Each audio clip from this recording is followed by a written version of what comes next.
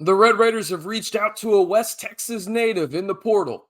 Who is it? We'll discuss that in today's video, as well as an update on a portal target and a potential change of plans. Hey, how's it going, everybody? It's RC Maxfield here for the Back to 12 podcast. And by now, y'all know what to do at this point. Like the video, hit that subscribe button, and turn on that notification bell as we are well on our way to 10K here on the Back to 12 podcast. A sincere thank you to everyone that has tuned into these transfer portal videos over the past really 3 weeks. We're not done by any means. We're going to keep you up to date on everything Texas Tech men's basketball, whether that's in the hardwood, on the high school recruiting trail, and well, right now, you know it's in the portal. So be sure to like the video, hit that subscribe button, and turn on that notification bell. Now, if you want to join one of the fastest growing groups of Texas Tech fans on the internet today, head on over to the Scarlet and Black Insider, where Austin, Massey, Jacob, Harris, and I'd like to thank myself, are keeping you up to date on everything Texas Tech men's basketball at the drop of a hat. So join one of the most interactive communities on the internet of Texas Tech fans over on the Scarlet and Black Insider.com. All right.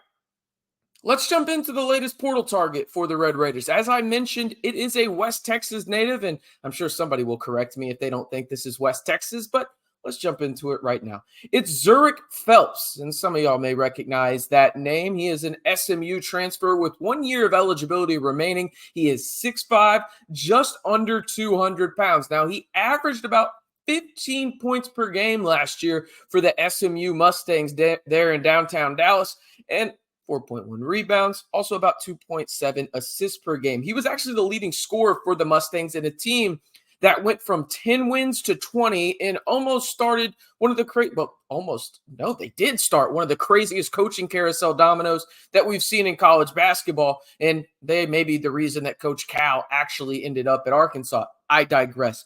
Phelps, by the way, earned All-AAC second team honors last season and is a Midland, Texas native.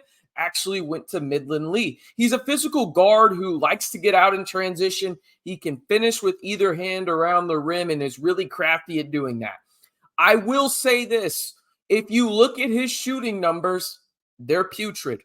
Let's just call a spade here. It was really bad. He shot 21.6% from three. I will say he has good form, but numbers don't lie in that regard. He ranked 7th percentile nationally on catch and shoot opportunities. That's just terrible, abysmal, whatever words you want to throw in there. Now, he is a good passer, 18% assist rate. That's kind of where you want to be in terms of the good. Anything about 15% is average, 18% is good, north of 20.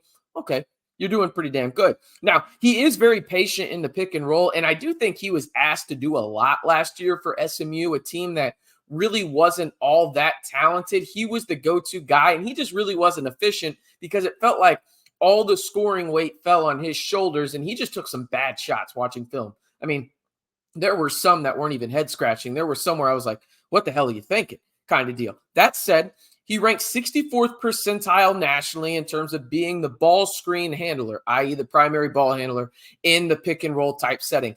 I think he's much better as a cutter off the ball. And also, if he's going to be the primary ball handler, he can improve in the pick and roll. I truly believe that. I think some of the screens that I saw SMU set last year were kind of like his three-point percentage. Abysmal. But I do think he can be better in that regard and get closer to that 75 percentile. Now, the nice thing about him is the defensive aspect of it. He can guard about 1 through 3, not about. He can guard 1 through 3 and maybe even a 4 depending on the size. And he really creates mismatches on smaller guards. I mean, he is just an absolute menace when it comes to guarding smaller guards. So that's one thing that I really like. He's also really solid from an athleticism perspective in the sense of he's not going to have the highest vertical in the world like a Mitchell down at UT or anything like that, but he's got a little bit of bounce to him, okay? And he's also got a really good basketball IQ. I mentioned the passer aspect of it. He's really patient, and he understands his strengths. Again, that shooting aspect of it, there's no way to go around it. It's bad, okay? But he was better the year before. He dropped 9 percentage points from three from his sophomore to junior season. Not ideal, was asked to do a ton at SMU. Now, how would he potentially fit with the Red Raiders? Because a lot of people have asked me about these portal targets and how they would fit with Texas Tech. when it comes to Phelps, I think he would be a really good complement to Darion Williams and Kevin Overton. And his shooting percentages, again, are just bad. I don't mean to harp on it, but they are. They were a lot worse this past year than they were as a true sophomore. But overall, he's an interesting prospect for Texas Tech. One that I think I need to see a little bit more of the vision to actually fully buy into it. But I do like the possibility of having three guys in the starting lineup potentially if you were to start Phelps, in the sense of that you have 3-6-5 guys in Darion Williams, Kevin Overton, and then Phelps. Two of those guys are really good defenders. Darion Williams can really be that guy down on the block, as he proved last year at the 4 spot. Then you could potentially have Fetty and then a primary ball handler around him. In that regard, I like it because then Chance can stay in that role that he thrived in if that's what Texas Tech wants to do with him going into the 2024-2025 season.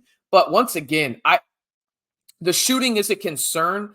I think overall, though, he's a guy that Texas Tech has shown interest on early, and it would not surprise me if they try to make a run for him when it comes to his recruitment. Now, I do expect other schools in the state of Texas to go after him, likes of A&M. Maybe Baylor gets involved, even though Baylor sounds like they're about to drop a couple of bags, not just a bag, a couple of bags on Jeremy Roach from Duke. We may talk about that in a little later of a video, but that's kind of where we're at with Phelps. Again, we'll have more of his highlights down in the description below if you want to watch them. All right, let's get to the latest update on Brendan Wenzel, a guy that a lot of people have been asking about. We've made a damn near handful of videos here on the channel about him, but according to multiple sources going into the Scarlet and Black Insider, it sounds like Texas Tech could potentially, quote unquote, back off of Wenzel in his recruitment after solidifying Kevin Overton in his commitment and actually getting him signed, and Fetty actually signed as well. So you got both of those guys signed, and you also have Walton. I think that was the thing. I always liked Wenzel, but I also understood he was similar to what Kerwin Walton was providing.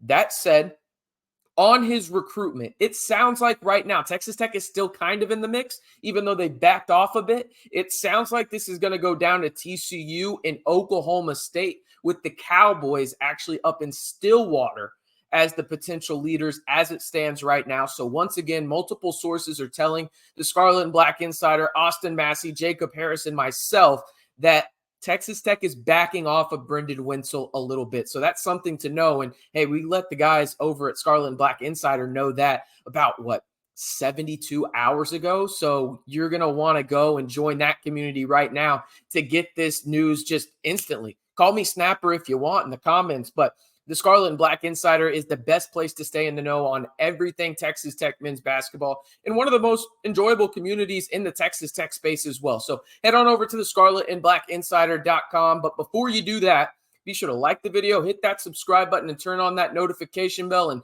help us on our way to 10,000 subs. We're just under 200 away. Y'all are absolutely sensational. And before we head out of here, on a personal note, I want to shout out my father-in-law, 25 years sober. Shout out to you, Tom. Absolutely sensational stuff by him. Give me a TON. Just type Tom down in the comment section for y'all that watched the entire video. It would mean the world to him. I can show it off on this family retreat we're going on this weekend. Again, 25 years sober. Shout out to him. That is an amazing accomplishment. And again, like the video, hit that subscribe button, and turn on that notification bell to stay in the know on everything Texas Tech men's basketball all year long, right here on the largest group of Texas Tech fans on YouTube in the Back to 12 podcast channel.